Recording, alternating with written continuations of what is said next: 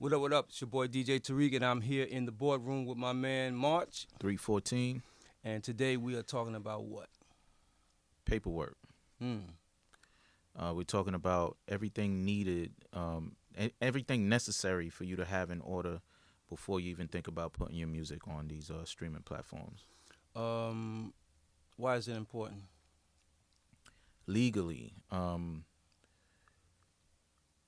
you want to make sure that you own your record. You want to make sure that you're getting publishing. You want to make sure that your spins are being tracked properly. You want to make sure that even if you do physical copies, you want to make sure you're getting the right scan on your codes. You know, there's a few things that goes into it. Back in the 90s, me and my crew, we released a few records, and we never finished the paperwork, and there's probably money out there we can get that we're just not getting. Someone has it on YouTube, Right. and they're collecting money on our record. It's Right. got like 2 million views, and we don't know where that money's going. Yeah, actually, the record we did, Waiting So Long, which has all the proper paperwork, but that's on YouTube, and somebody's probably like Yeah. getting some YouTube spins for that.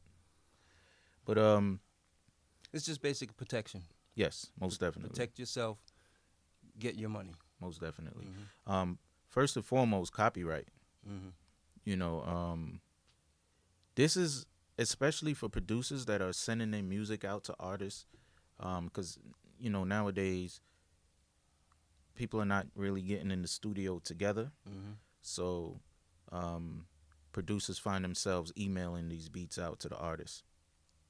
An artist could be sitting there with their own personal Scott Storch and just replay your whole beat. Mm. You know, so you need to have your music copywritten before you're even sending these packages out to these artists, just to protect yourself. I think the proper term is copyrighted Copyrighted. because you own the rights. Correct. That's where it's not Right. about written; it's about the rights. You're right. Yep. Because it is spelled copy RIGHT. Mhm. You're absolutely right. But that is the first thing that I would suggest that any artist, producer, whatever your involvement is on a record, it should be getting copyrights. And what's next? Publishing. Publishing, definitely. You want to be able to know what percentage of the song that is allowed to you when these records get radio play or end up in a movie or whatever the case may be. You have BMI, you have ASCAP, you have CSAC, Harry Fox Agency. and Harry Fox Agency. These places you can go to. I think. See, when we did ours, it was free. Mm-hmm. You know. Now I think it's about $50 for writers and $50 for publishing. That's at least with ASCAP. I know that. And you should get both writers and publishing. Mm-hmm. You know, don't slack on any of those. And to go with that, because another form that should be done, artists, when you get in the studio with a producer, whoever's on that record, if you know this is something you're going to release, I would suggest having your split sheets ready in that session. No one walks out of the studio without knowing how much percentage of the song that they actually own. Every artist should go ahead and get a split sheet and make copies and have it with them at all times. Exactly. You don't walk out the studio without filling out a split sheet. Everybody signs that split sheet. If it's 3 people on the song, you got 3 split sheets, and everybody's name and signature and everything else that's needed or necessary to be on that form is filled out, so everyone has their own copy. And if you want to even go further, when you leave the studio, y'all could all go to the and get it notarized. Mm-hmm. You know, it's very important to know that. Now, split sheets tells you the percentage of the song that you own, which is different from publishing, which is the percentage that you get from airplay. Mm. All right, that's very important to know. So because my record is played on whatever radio station, I might only own 12% of that record, of the publishing, right? Um, but I can own 33% of the song. Hmm. It's I didn't know that. I thought they corresponded. no. I thought it was a direct correspondence between the split sheet and the publishing. No, because the split sheet is ownership of the actual song. And it doesn't correspond to the. So I could own the song, Mm-hmm. right? And you can own the publishing. So what does it mean to own the song? To own the song is like you're owning the masters, pretty much, right? And sometimes you turn that over to the labels. Most labels want to own the master. But if you own the master, then that's where your split sheet comes into play, where you can know what percentage of this master that you own. Okay? Has nothing to do with publishing. No, because Publishing is airplay. publishing is airplay and things like that, and the for movies. the people involved. Like for instance, Wu-Tang Clan would get their, let's say that whatever secret album is that they had put out and Martin Scorsese, whatever his name is, had bought. He bought the rights to that album, and he might own the album.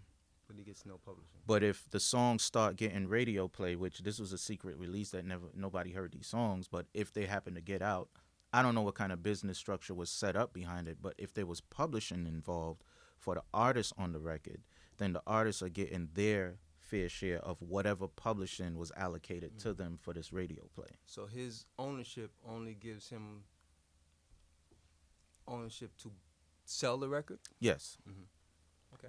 He owns it, so he has the right to license it. So if someone wants to put the song in a movie, they have to see him. They have to get They his don't permission. necessarily need to get the permission from the publishers because that's it's play. And So he can say, you can pay me $100,000 to put it in this movie, and it has nothing to do with publishing. no, because it's gonna get, the publishing is gonna kick in once the movie plays. I'm just asking these questions so you guys can be clear, because it gets confusing. It does. It does. And if I'm wrong, please somebody correct me. Comment in the I'm comments pretty sure below. you're right. But yeah, that's very important to have split sheets whenever you're in the studio with and working together. So we talked about release forms is another one where you're actually giving permission for the song to be released. Some people go in, let's say hypothetically speaking, I go in, I lay my verse down, and I'm not happy with it, right? And then you go and release the song. I didn't sign off on you releasing this record with my verse on it that I intended on doing over. So release forms are very important as well. Just being able to give someone the permission to release something, because otherwise, if I do something without your permission on works that you have publishing and ownership on, like split sheets on, then I stand a chance of getting sued. That's crazy, because I hear all the time, oh, we went in the studio and so-and-so wouldn't release it. And I'm like, what do you mean? Yeah. We recorded it. I thought me recording the song was permission. That's my thought. No. There's permission comes with a signature. Without that, it's just hearsay. You can't go in court and say, Judge, he told me I could release it. Judge is going to say, well, show me. You know what I'm saying? So a signature on a release form is very important. Yeah. Wow. Very, very important. Artists, get your paperwork together. It's very important. It will stop you from being in court and losing money unnecessarily, because lawyer fees is crazy. Absolutely. And you want to even if you want to go the extra mile, you could sign up with things like BDS to further track your spins. whenever you get music played on the radio or get placement in a movie or whatever. BDS is a good way to back up your publishing. If I'm wrong, correct me. And then it's the ISRC codes. What I notice a lot every Friday when new music is released, I try to give an independent artist a listen, like just to keep my ear out there. And what I notice a lot is I see where it says record label, it'll be like 5 or 6 digit number, and at the end it says DK. That DK stands for DistroKid. That lets me know that you probably don't have an ISRC code connected with your label. And so that gives DistroKid the right to put their ISRC code on your music. So I would suggest looking into buying ISRC codes and putting it on your music yourself, so that way whatever ISRC codes do, you can look it up. It comes directly to you. International Standard Recording Code. Correct. It's like a barcode. It is a barcode. It is a barcode, yeah. And it tracks the sale of your record. Right. ISRC code. Correct. And that sale, if you're not doing it right, could be linked to DK, DistroKid. It could be linked to 1RPM. It could be linked to United Masters, whoever you decide to use as your digital distribution. And you can get your own ISRC code. Yes. If you choose to. If you choose to, there's a fee that you pay that you can get your own ISRC code. So and you can use it to release all your music. All your music. You get one code, and then the last few numbers change per release. That is correct. And they buy a whole bunch of codes and just change the numbers per their release. Right. And that's, you want to buy these codes, and for the price you get a whole lot of codes.